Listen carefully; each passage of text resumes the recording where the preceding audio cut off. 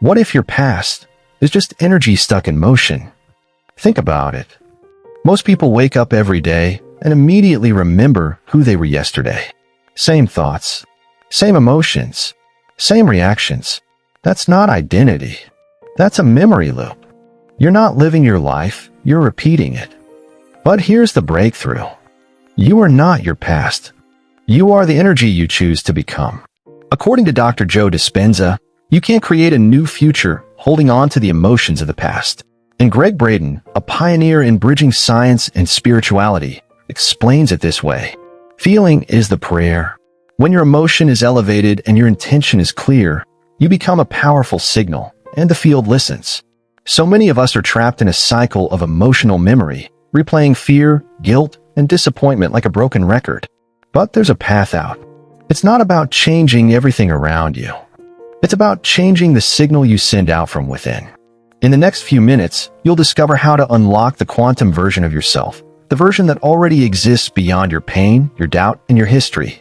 You'll learn how emotions shape your brain, how energy fields respond to your intention, and how to feel your future into existence. This is not wishful thinking. This is real transformation, backed by science, powered by emotion, and made possible by people just like you. So take a breath, get ready to question what you've accepted as you, and open the door to the version of yourself that was always waiting on the other side of memory. Let's begin. Every morning, before your feet hit the floor, your brain begins scanning for who you were yesterday. You remember the stress, the arguments, the pain, and like a movie you didn't choose to watch again, your mind presses play. That's not identity. That's habit. And according to Dr. Joe Dispenza, it's exactly why most people feel stuck. You think the same thoughts, feel the same emotions, and your body believes it's still living yesterday, he explains. That's not a personality, that's a program. Gregg Braden goes deeper. He describes how emotional memory becomes an energy field we live inside. Our emotions don't just live in our mind. They vibrate through our entire being. And the body believes them, even when they're no longer true. Think about that. What if the sadness you feel isn't even yours anymore? Just residue from years ago, stuck in your nervous system like static in a wire. Now here's the good news. Your brain is like a garden. Every thought you think is a seed. And every emotion you feel, that's the water. You can grow a future or repeat your past. The choice is energetic. Let's take a closer look. Michael Phelps, one of the greatest athletes in history, battled depression so deep he considered ending his life, even after winning Olympic gold. Why? Because his body was addicted to the emotional cycles of performance, pressure, and perfection. It wasn't until he rewired his patterns with new thoughts, therapy, and intentional routines that his healing began. He didn't just train his body. He reconditioned his emotional blueprint. Russell Brand? Same thing. A past filled with addiction and chaos, replaced by a future of mindfulness, spirituality, and discipline. His transformation didn't come from willpower. It came from shifting his emotional identity. Chris Evans, the Hollywood actor behind Captain America, has spoken openly about his anxiety. His breakthrough came when he realized he was living in response to old fears, not present reality.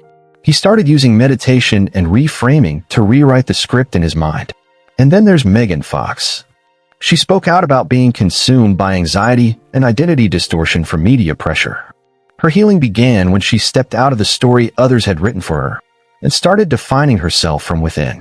Dr. Dispenza calls this breaking the emotional loop. It means interrupting the sequence. Old memory, same thought, same feeling, same behavior, same reality. But to break it, we need to see it. To observe the loop without judgment. To recognize that emotions like guilt, fear, anger, they're just energetic signatures from the past. Gregg Braden reminds us that the heart sends signals to the brain, not just the other way around. So when we feel elevated emotions, gratitude, love, hope, we literally signal a new state of being. Anita Moorjani's story is a powerful reminder. She faced terminal cancer, and in her near-death experience, she realized her illness was rooted in years of self-rejection and emotional fear. When she returned, she chose to live from love. From that shift, her body healed. Eckhart Tolle teaches something similar. He says we carry a pain body, an emotional entity built from unresolved trauma. It feeds on repetition. But once we become aware of it, it begins to dissolve. So the first step is not to fight your past. It's to witness it, name it, feel it, and then let it go. Because you're not broken. You're just remembering too much of what no longer serves you. And now you get to decide what comes next. What part of your identity is just an old emotional memory? You've spent most of your life remembering who you were. Now it's time to remember who you can become. Here's the shift. You are not your history. You are your frequency. Dr. Joe Dispenza teaches that when you combine a clear intention with an elevated emotion, you become a magnet for a new reality. In his words, when you think from the end and feel it now, you signal to the field.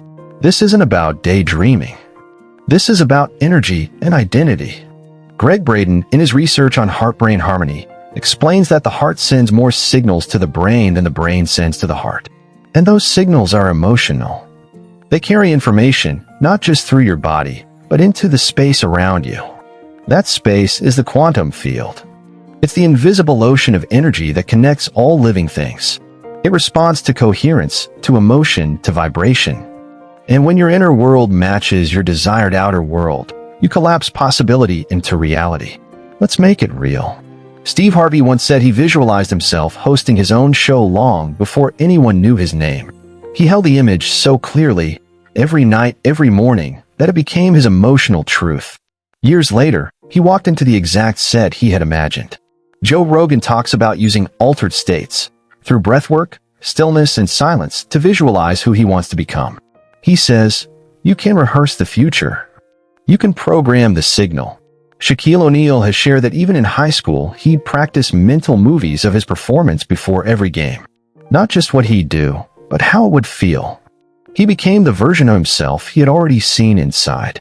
And then there's Jennifer Hudson. After the loss of family members in a tragic event, she had to rebuild her identity. Through vision, purpose, and faith, she moved into a future self driven by meaning, not memory. But don't just take their word for it. Esther Hicks, channeling Abraham, teaches that you must become a vibrational match to the version of you that already exists. Rhonda Byrne says that the biggest mistake people make with manifestation is thinking instead of feeling. So here's your moment. Close your eyes. Take a breath. Now imagine your future self walking into the room. How do they move? What do they wear? What do they believe is possible? How do they make others feel? Pause this video for 10 seconds, really do it, and picture the moment your future becomes your now. That's how you step into the field. Not by forcing, not by wishing, but by being. Dr. Dispenza explains that your personality creates your personal reality. So if you want a new reality, you need a new personality. And that starts with energy. Energy is the foundation of identity. It's not just about goals, it's about frequency. Not what do I want, but who am I becoming? Gregg Braden reminds us that when the heart and brain are in coherence, we become creators, not survivors. The field doesn't respond to what we want. It responds to who we are. And the quantum version of you, it's not waiting in the distance. It's waiting in the now, disguised as a feeling you haven't fully allowed yourself to feel yet. So take the leap, match the signal, and watch your life shift from memory to possibility. What version of yourself do you want to signal to the field? You've broken the emotional loop. You've stepped into the quantum field. Now it's time to become. Because here's the truth. You don't attract what you want. You attract what you are. Dr. Joe Dispenza teaches that most people try to change their lives from the outside in. They wait for success to feel empowered, love to feel worthy, healing to feel whole. But the field doesn't work that way. The field responds to you. So what if you didn't wait? What if you woke up tomorrow and felt the gratitude of already being healed, already being loved, already being free?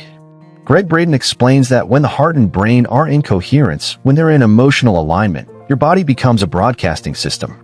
You're no longer reacting to life. You're commanding it. And the gateway to that power is feeling. Let's talk about Serena Williams. Yes, she trained her body to be a champion.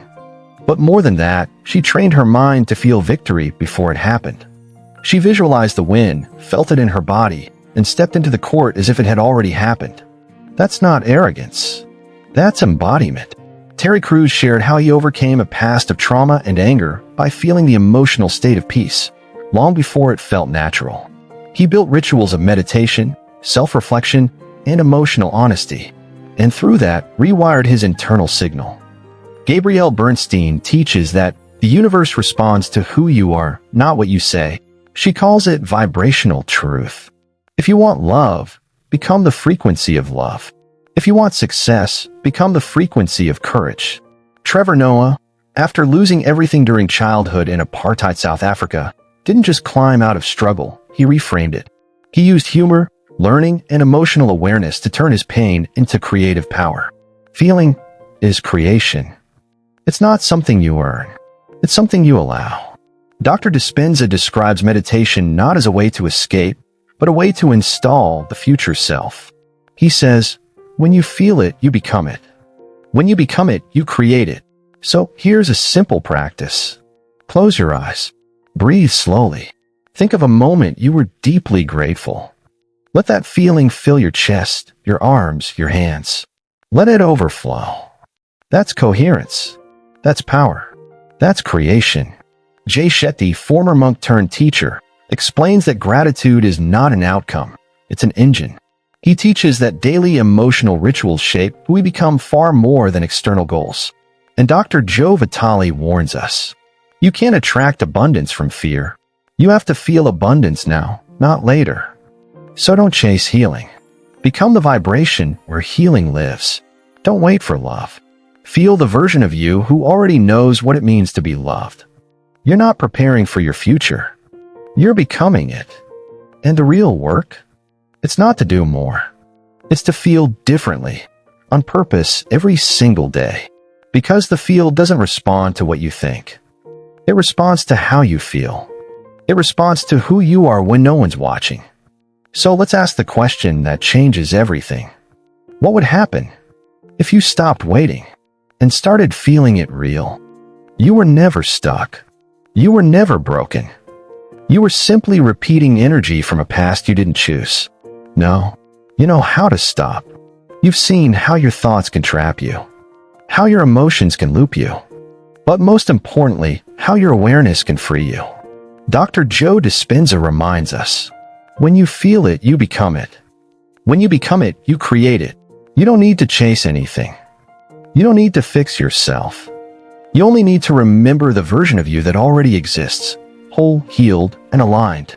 Gregg Braden teaches that the moment you marry thought with emotion, you give birth to a new reality. That's not theory. That's a blueprint. So now, you've broken the loop. You've stepped into the field, and you've learned to feel it real. That is the journey of transformation, not by becoming someone new, but by letting go of who you never were. Because who you really are is energy, and that energy is intelligent. It's creative. It's magnetic. Right now, as you sit here, you are broadcasting a signal. With every thought, every feeling, every intention, you're shaping what comes next. And the question isn't, will it work? The question is, who am I choosing to become? That answer lives in your breath, in your focus, in your heart. So if this message sparks something inside you, even just a flicker, don't let it fade. Let it grow. Let it expand. Let it guide you back to the frequency of who you truly are. And if you believe more people should hear this, click like, subscribe, and share this with someone you know is ready. Not ready to change, but ready to remember.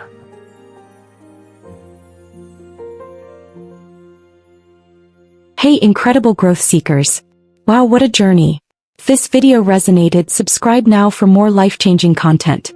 Join our community of self-improvers.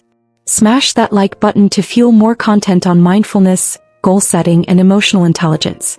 Share this video to create a ripple of positive change. Comment below about your growth journey. Your insights shape our content. Next week, boosting self-confidence and overcoming limiting beliefs. Don't miss it. Every interaction brings us closer to a world of empowered individuals. Let's make personal development global. Stay inspired, keep growing. Your best self awaits. Let's unlock it together.